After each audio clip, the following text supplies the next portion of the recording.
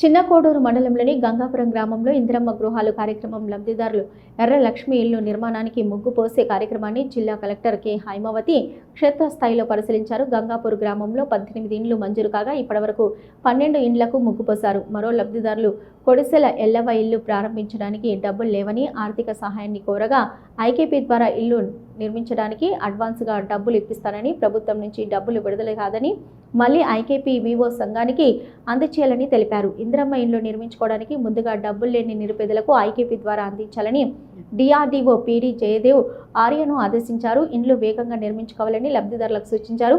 ఇందిరమ్మ ఇళ్ల నిర్మాణానికి ఇసుక కొరత లేకుండా ఈ రోజు టోకెన్లు అందించాలని తహసీల్దార్ మరియు ఎంపీటీఓను జిల్లా కలెక్టర్ ఆదేశించారు.